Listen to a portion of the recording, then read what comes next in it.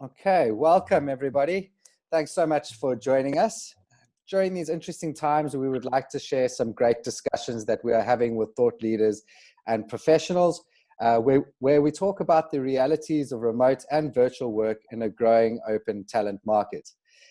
We do deep dives into important topics, tackling some of the real challenges and ask some really difficult questions.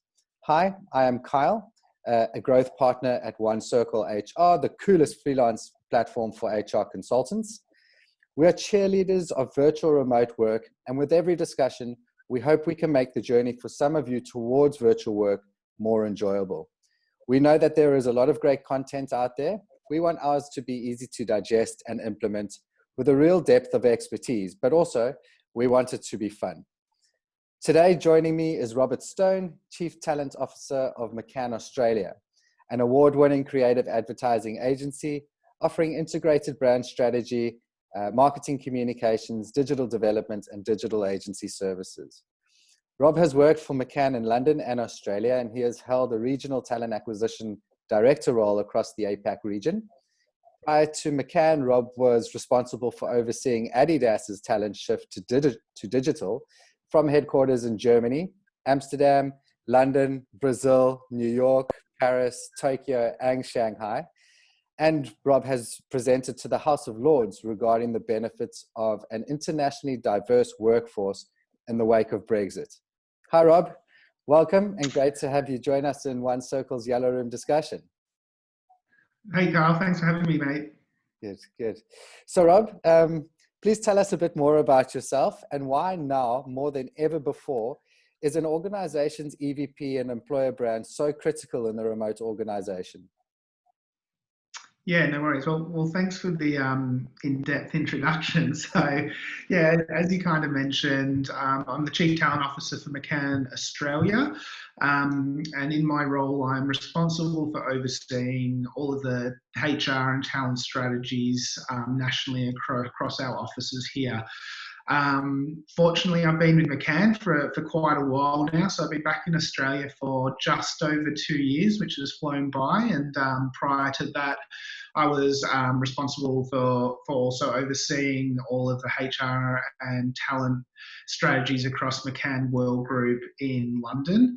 And then prior to that, as you kind of mentioned, my first taste of international experience and exposure was with Adidas, based out of Herzogenaurach at headquarters, and was responsible for overseeing the global digital implementation and growth across one of the major projects there around World Cups when I was there. So yeah, it's been a bit of a amazing experience traveling the world and working in different markets, but equally, having the exposure and working for two very large global organizations. I think that kind of leads into, the question around why is it so important right now, employer branding and EVP. And I think, we're really going into, we're all in a period of uncertainty and unknown, but equally, we're kind of going into a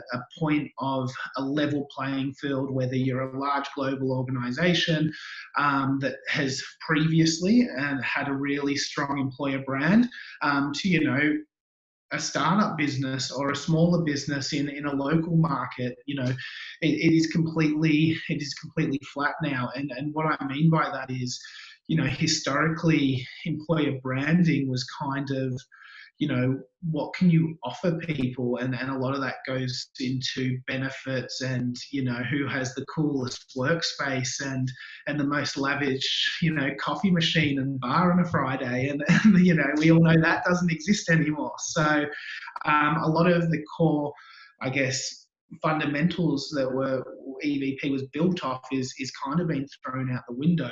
And I think that's a really exciting time for us all, as we're all continuing to, learn and the cliche at the moment, pivot our strategies of how we not just attract talent, but equally how do we treat, care and retain our best talent at the moment, which is ultimately our biggest brand ambassadors as we move forward.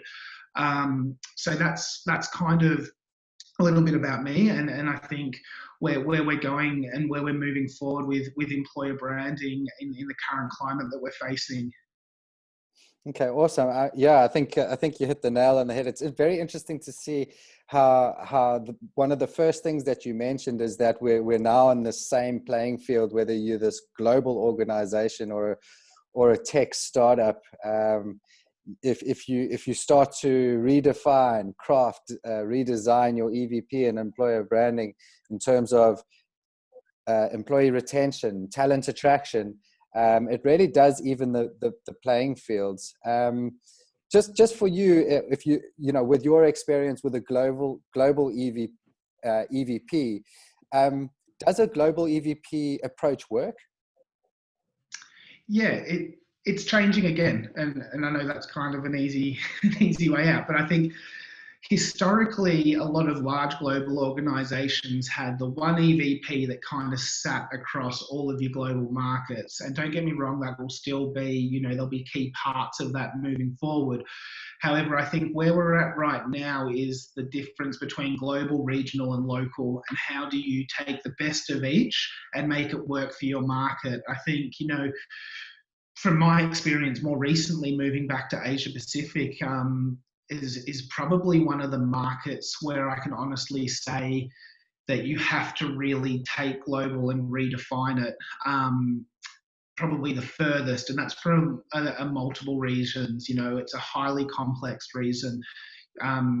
Big cultural differences in this region, different market maturity in this region, and equally, how do you, attract talent locally, but equally, how do you move talent in from other parts of the region, and how do you adapt that as well to work for all of those markets? So, long story short, yes, the global approach still will work and is going to be, one of the key pillars for businesses moving forward. However, through this, it's more important than ever to make it local and relevant to your market and business, moving forward. Okay. Yeah, I mean, we spoke about redefining the core pillars to shifting your employer brand strategy. Let's talk a bit about that now. What is the new normal that the world is talking about for employer branding? Yeah, I think once again, we're all kind of figuring it out as we go. I think yesterday was different to today, and what we're talking about as a business and what our strategy is moving forward. I think no matter what industry you're in, the new normal will be a much more flexible workplace. It doesn't matter where you are in the world right now. The days of 9 to 5 in the office, that's done, that's over. And I think even moving forward after this, when there's a more readily available vaccine, I think that the office will be a workspace more than a work environment. And I think that's something that we all need to get to grips with. And I think businesses that are starting to evolve and adapt right now are going to be the ones that come out of this in the best way. I think one of the, I guess, positives out of everything that's going on is that it really has accelerated flexible working and redefining the workplace as businesses as well. And I think from our perspective in the marketing and advertising place and being a global organization, what it's really helped us do is fast track truly global and diverse teams.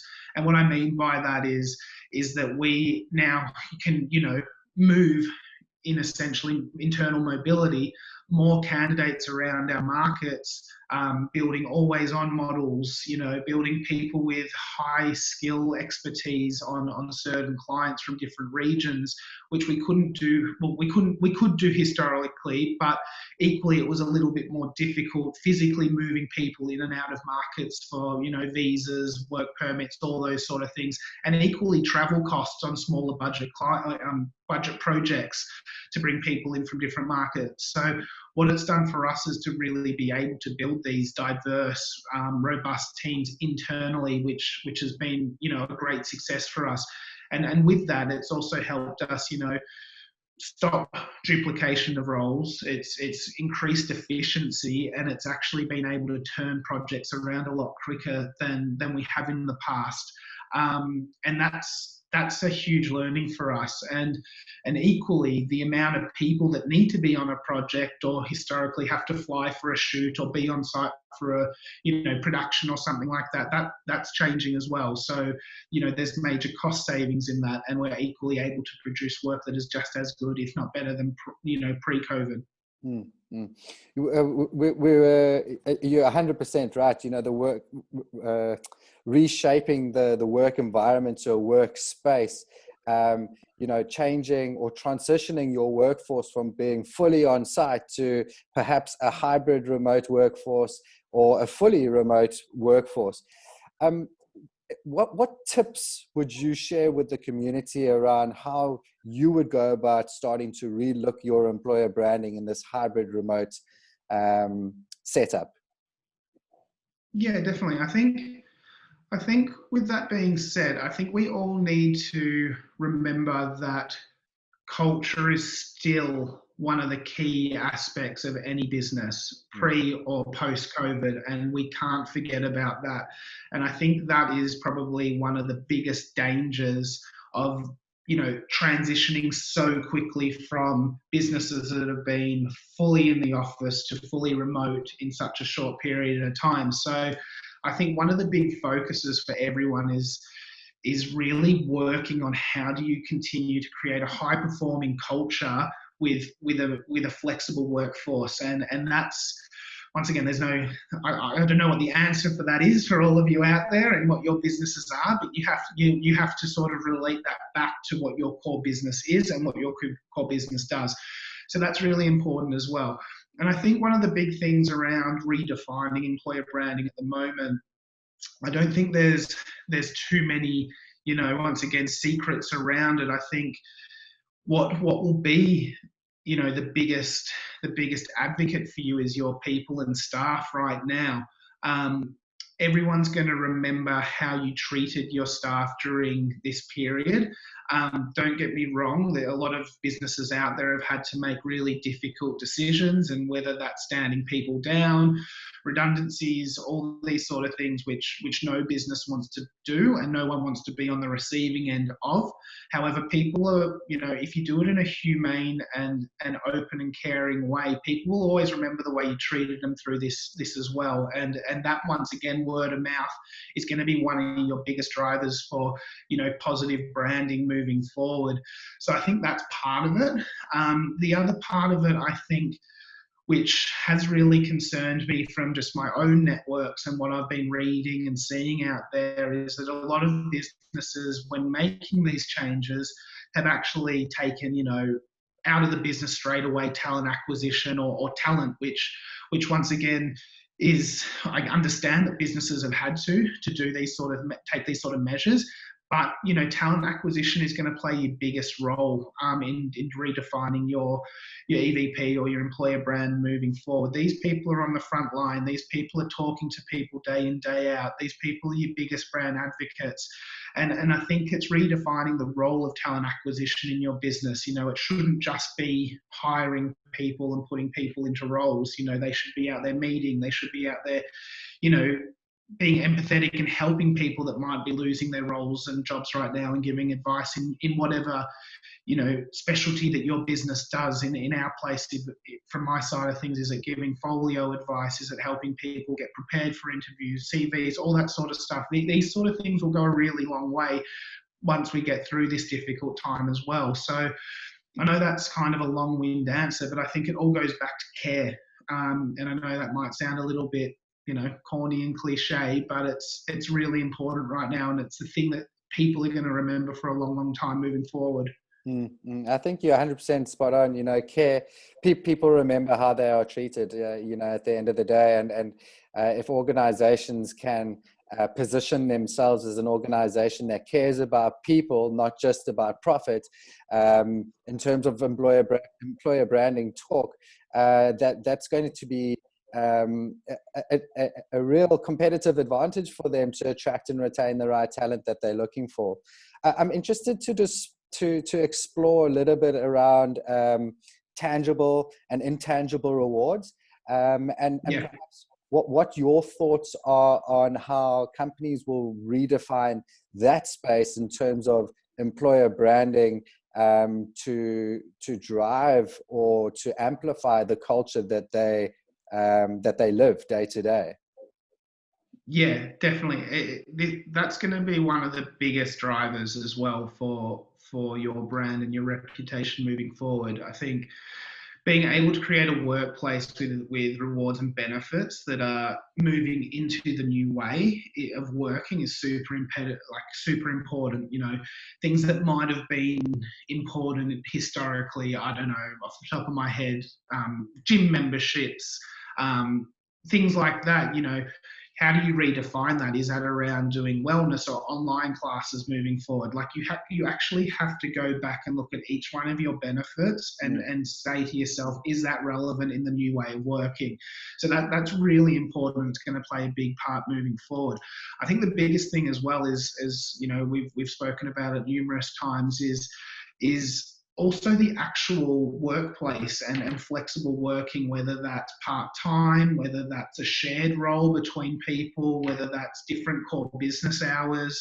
All these sort of things need to be looked at and redefined as well, which is really interesting, because I think there definitely has been a big shift as this is becoming the new normal at the moment as well. You know, from our side of things in certain parts of our business, you know, at the start of all this, people were kind of really missing the office and wanting to get back into there and things like that. But now, as this has, you know, gone on longer and longer and people are sort of readjusting, you know, none of us like change.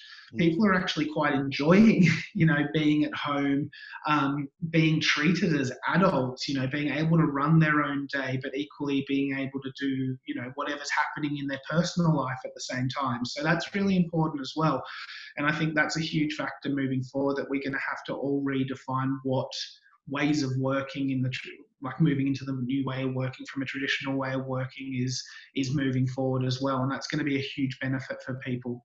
Yeah, 100%. And, you know, by redefining rewards and benefits, you essentially also are saying to organizations, look, we need to look at your behaviors.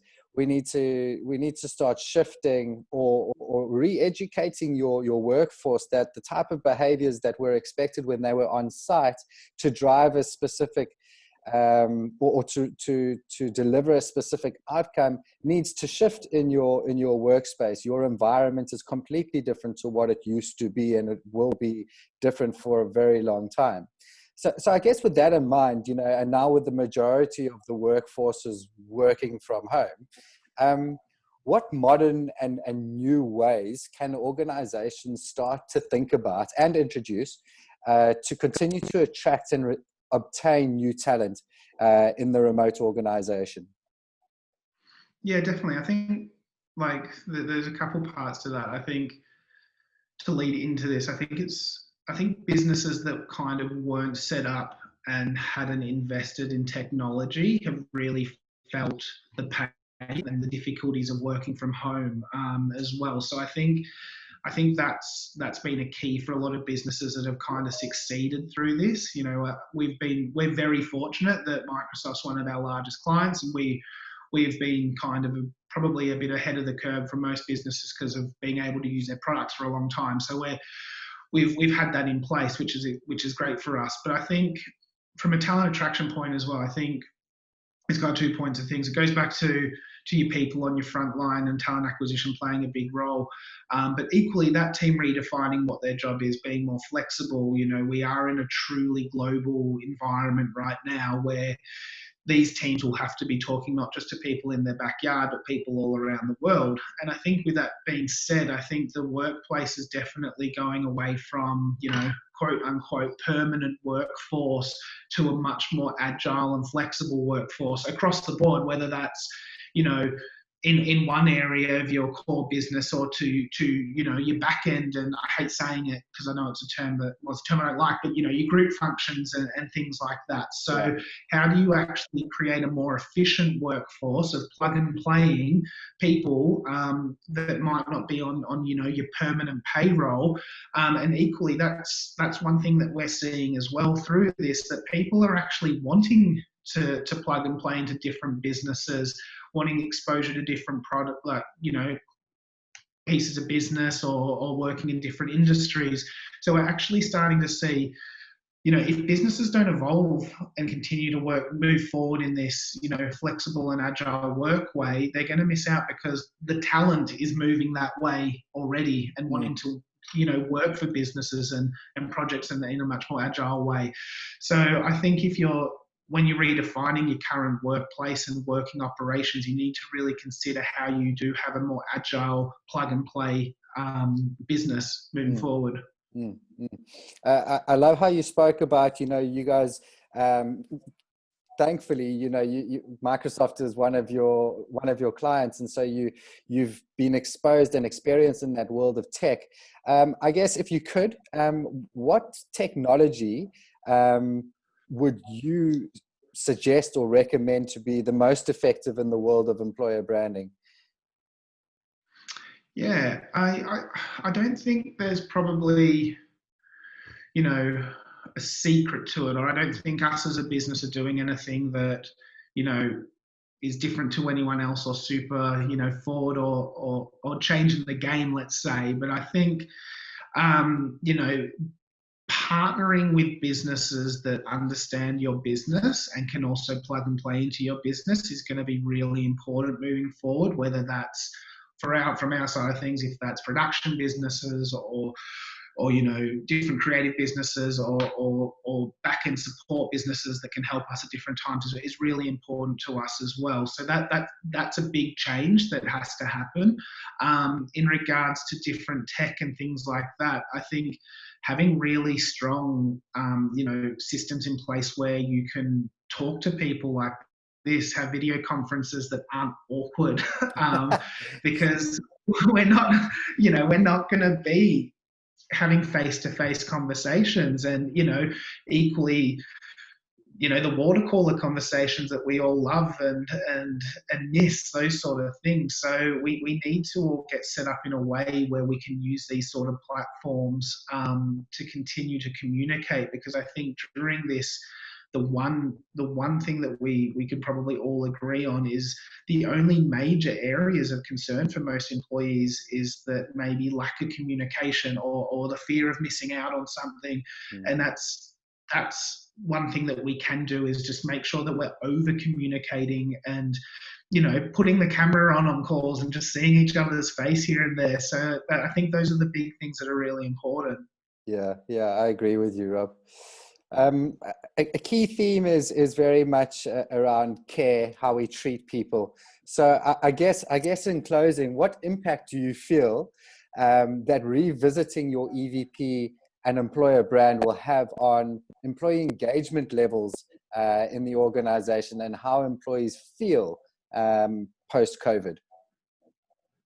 Yeah, I think this is probably the one question that's a harder one to really define and answer. But I think you hit the nail on the head. The big thing from my side of things, and what we're doing as a business, is the care. And I think people, once again, as I kind of covered earlier, will ultimately always remember how they were treated as an individual and how their peers were treated during this situation, like this current climate.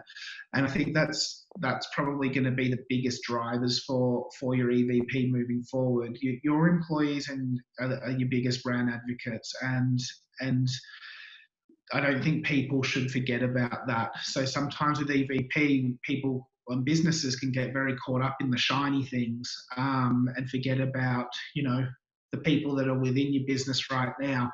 So I think that's the biggest thing moving forward. I think EVP strategies will be probably more driven and inclusive to more broader aspects of your business and departments of your business. It probably won't just fall on your HR or your talent acquisition teams. I think you'll need to bring more people in on these projects and be brand advocates. And I think ultimately what people are going to be looking at and I guess essentially judging your business on during and after this is your actual output of what you do as a business. I think that's one of the really important things, that what does your business do and what's its core product and output. And I think that's the ultimate other thing that people are going to be judging you on. So I know that's kind of a long-winded answer, but I think it's ultimately two things. It's the care of your current employees, and then equally, the quality of your output of what your business does during this current climate is ultimately what are going to be the two core things that you should be building your EVP on post COVID-19. Amazing. Rob, thank you so much for joining us. We really appreciate you sharing your expertise. Your learnings and insights have been hugely valuable. Thank you very much. No worries. Thanks for having me, Kyle. Appreciate it. Cool, everyone. So thank you so much for joining us and Rob today.